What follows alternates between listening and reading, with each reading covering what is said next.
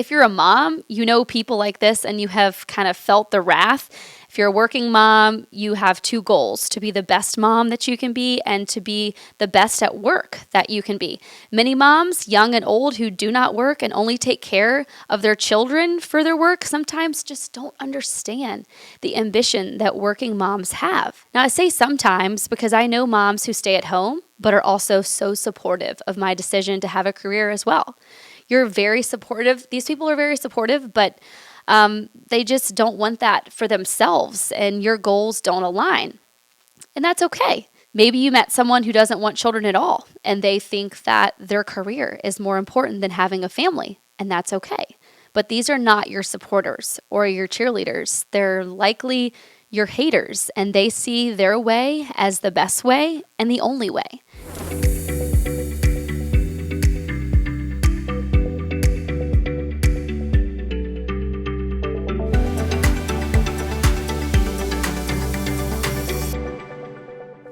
Hello, guys. Welcome back to another episode of Beyond the Scale.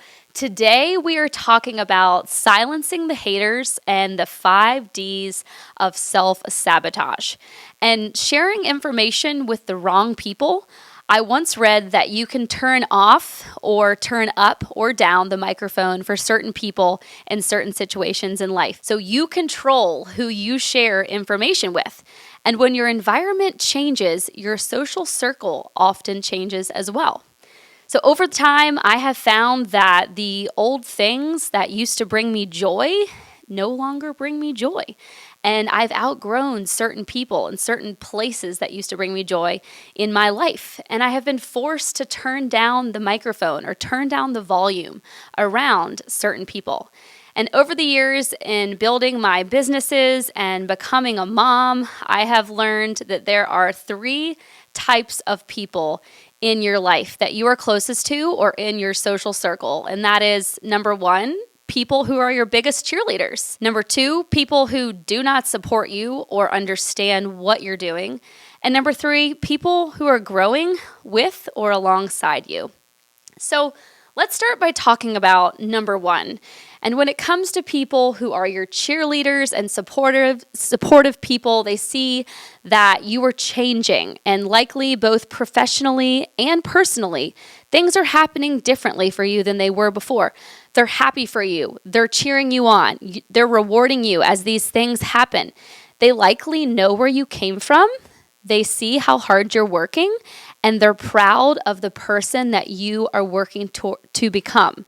They see your goals, they know your why, and even if they don't have the same goals as you, even if they're not doing anything similar to what you're doing, they are very happy for you. These people are comfortable with where they're at. They're happy in life, and they're happy that you're evolving, and they love to watch you grow. They don't ruffle any feathers. They're not shapeshifters. They're likely employees. They're probably not entrepreneurs, but they're loyal. They're supportive friends, and we need these people in our life. I have a ton of these people in my life, and I feel so blessed to have these people.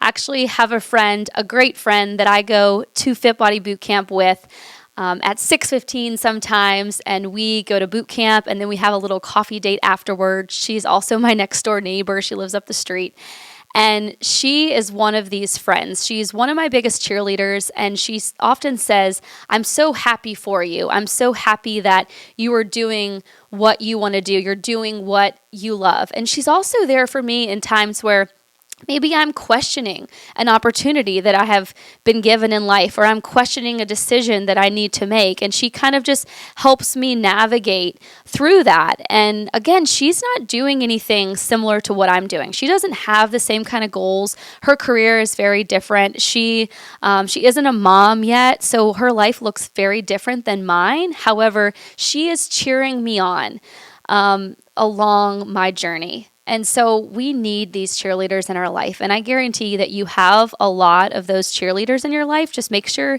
that you're showing them appreciation and make sure they know how much that they mean to you. So number 2, we have the people who don't support you. And they don't understand your goals. They don't know your why. They don't know what you're doing. And this could be somebody who has, unfortunately, many limiting beliefs. They likely don't believe in themselves. Therefore, your drive to work hard and excel in life is confusing to them and seems impossible. They likely are not working outside of their comfort zone, which in return has put them in a comfortable stage in life, which they'll likely stay in as long as they can. And in the same regard, they're people who gossip and talk about what you're doing to other people in a negative light, in a negative way. They're jealous, but not willing to admit it. They're jealous because they want something that you have. However, they're not willing to do the work for it. These people are stuck in the old times, the way things used to be, and are living for the past. They're often saying, like, remember when we did this? Remember when we did that? They're not propelling towards the future. They're not propelling towards something greater than what they're doing today.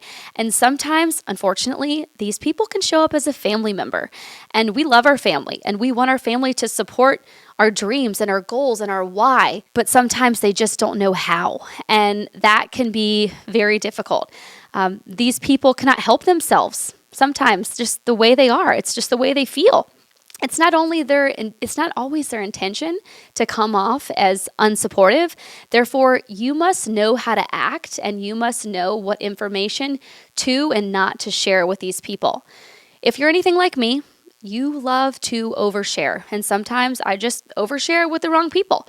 And I have found over the years that if you overshare with people who don't understand and they don't support you, you kind of leave that conversation or situation feeling worse than you did before you shared. Like you're not excited anymore about what you once were excited about.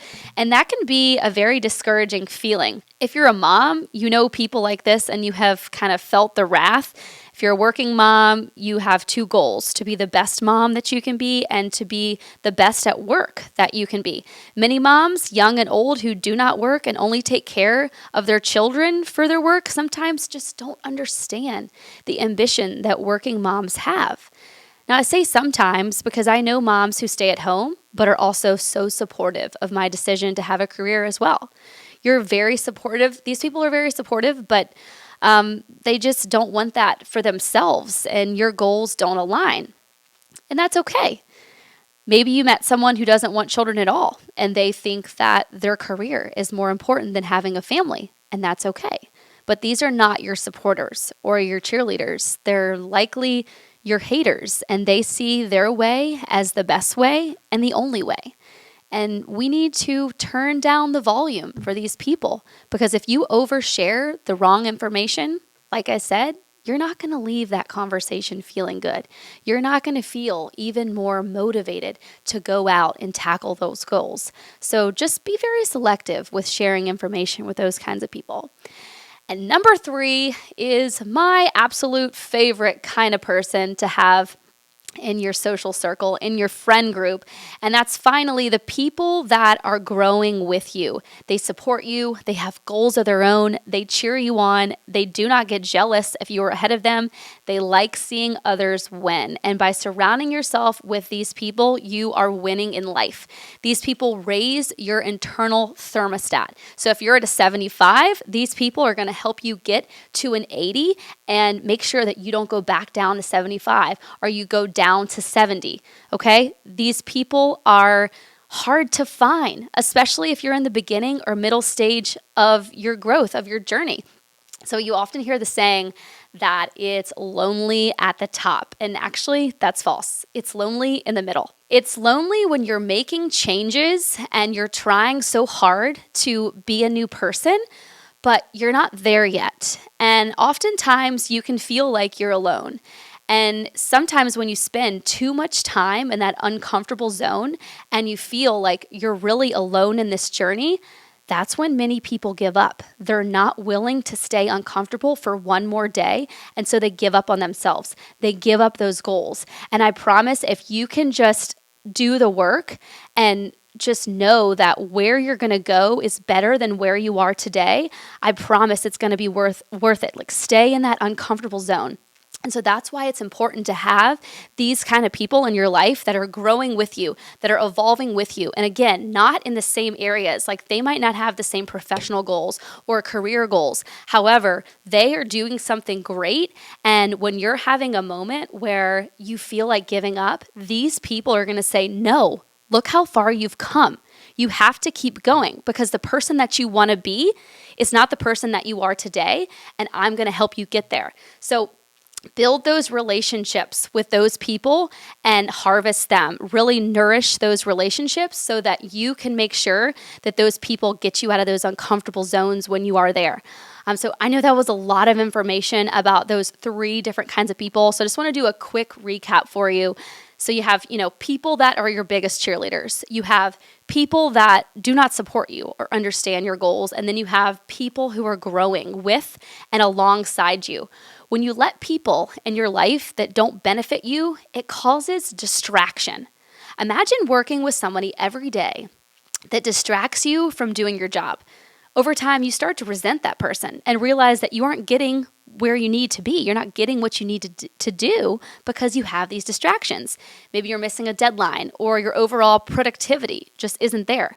I have good friends who have nothing in common with me when it comes to our work or our goals, but they often say I love that for you, and they're my cheerleaders.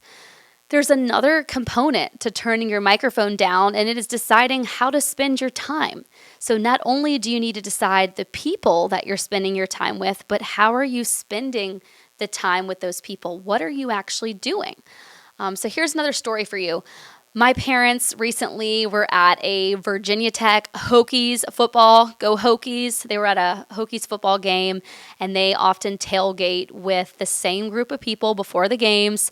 They have been doing this since I was born, so over 31 years now. They have been tailgating at the Virginia Tech football games before. They've been tailgating with these people, and they have lately been spending time doing other things that they really, really enjoy, like traveling. And so my mom sent me a quick text message, and she said, "Ugh, I don't want to be at this tailgate. I just want to be at home." And I said, that's because you've been spending so much time doing other things. You've been doing a lot of traveling. You've been doing new things that excite you, that the old things that used to excite you no longer bring you the same level of joy. And I said that, and she said, "Wow, you hit the nail on the head. That's exactly how I feel."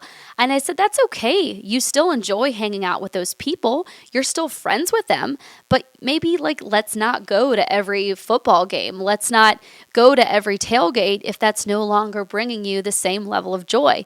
You can do other things with those people."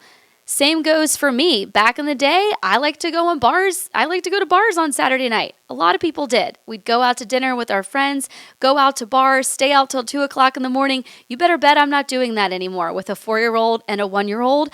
But the people that I used to do it with, I still like to hang out with them. We just would rather go for coffee or a nice dinner or a walk on the Greenway together. I would much rather do that. So now that we've categorized, we have all these people in our life, and we have all of these situations in our life in which we need to be very selective of where we're spending our time with those people. What if you're saying to yourself, "I don't have enough cheerleaders. I don't have enough people who are growing with me and growing alongside me that can help me elevate in my life. Where do I find these people? Hello, where's my village? Where's my crew?" For me, that was at Fit Body Bootcamp Mastermind. So Fit Body has an elite group of owners. It's called the Fit Body Mastermind. And just joining that group really changed my life because there are other people in that group that are going through the same struggles that I am as a business owner, as a mom, so I can look to them for guidance if I feel like I'm struggling. I have made friends with some of the moms in my children's classes. So I enjoy getting together with them. Other business owners in my community, I have found friendship with them. And I still have my childhood best friends who are my supporters, but they don't live close, and we have to cheer each other on from afar. And I feel like a lot of my listeners probably feel like that, is you may have grown up with a close group of friends in high school or in college, and as time goes on, you grow apart or you move away, but you're still supporting one another. It's just very hard to do frequently and in person. And if you feel like you have no one in your life who's going to elevate you, start looking for people that are doing something that you want to do, or someone you know who is going through a similar situation. Don't try to befriend someone, though, who is going through a struggle that you're going through and they're not working on a solution to get out of it. An example would be somebody who is not happy with their health and fitness journey, or someone who is struggling in their marriage. If they're not working on a solution to make that situation better, then you likely don't want to spend a great amount of time with that person. If your new friend has a problem, make sure they're dedicated to coming up with a solution. And if you're asking yourself, gosh, when's the last time I hung out with my friends, or I have no friends, initiate it. Initiate doing something with your friends. I heard recently, if you want to be the life of the party, host a party. Seek people you want to be like. Seek mentors. I'm totally working on this in my own personal life at the moment. I don't want to look back 10 years from now and say, wow, I spent a lot of time with people who didn't do anything for me in my professional life or in my personal life. And sometimes we allow ourselves to be friends with people who we know are not raising our internal thermostats when we're in a low state of mind. And that gets me to my next point, and that is, low states of mind and high states of mind. A low state of mind often means a lot of clutter, a lot of thoughts with no organization or solutions, a problem with no solution and how to get out of it. We often think things are going wrong, and the more you seek and search in the low, the worse it gets, and you think something is broken. People in a low state of mind, they're not working on getting out of the rut that they're in. When we're in a low state of mind, circumstances bother you more. But when you're in a high state of mind, little disruptions do not bother you as much.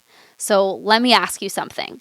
Do you believe negative thoughts come from you or from somewhere else? Would you choose to have a negative thought? Thoughts are not coming from you. They're coming from somewhere else. And John Gordon recently described this as the 5 Ds, and they will sabotage you, the 5 Ds of self-sabotage. Number 1 is doubt. Instead of trusting and having a lot of hope, we have doubt and we have fear. We see the world through the media, we see the world through the headlines, and instead of looking through the lens of faith and hope and love. And number 2, we distort. Evil creates distortion in truth with lies. These lies come to you in the form of thoughts. The future is hopeless, that our country will never recover from the pandemic. I'm going to feel unhealthy forever, limiting beliefs, distorting beliefs. These are stories that we tell ourselves that make us think that we're going to be in this place forever. Number 3 is discouragement. Evil creates doubt and distorts truth with lies in order to discourage you. We don't give up because it's hard. We give up because we get discouraged. Number 4 is distraction. You know the saying, if the devil won't make you bad, he'll make you busy. I actually heard that recently and I really like it. We are often distracted by too many things. We are so distracted that we can't actually hone in on what we want and what we need to do to become the better version of ourselves. And number 5 is divided. We live in a world right now where, again, so much noise, it's causing us to feel anxious. It's causing us to have an incredible amount of fear, and we often feel divided. Should I be doing this or should I be doing that? Should I want this or should I want that? What is the right way? What is the wrong way? Am I going down the right path? We are living our life feeling so divided. And that, to me, is like the ultimate distraction, is just feeling anxious and living in fear. So here it goes. This is how you win. This is how you get past those 5 levels of self-sabotage. And number 1 is trust instead of doubt. Number 2, don't believe the lies. Speak truth to the lies. You know what goals you're working towards. You know what people you need in your life. You know what situations you need to avoid. You know what things that you need to do and say, people that you need to be with. So stop telling yourself another version when you know the truth. Stop telling yourself the lies. Number 3, instead of feeling discouraged, make time to encourage other people each day. The more you encourage, the less you discourage when it comes to yourself and other people. Number 4, instead of letting distractions get in the way, focus. Focus on what matters. Stop trying to take on a million things at once. I'm a firm believer in to-do list, and I talk about this in one of my other episodes, but stop getting so distracted from doing the things that are going to move the needle in your life, whether that is in your personal life or in professional life. And number 5, instead of division, focus on uniting. 5 ways to bring people together instead of creating separation. So those are the 5 ways to win and get past the self-sabotage. So when we start doing all these things, we achieve a higher state of mind. When we do those 5 things that I just mentioned, we are usually in a low state of mind.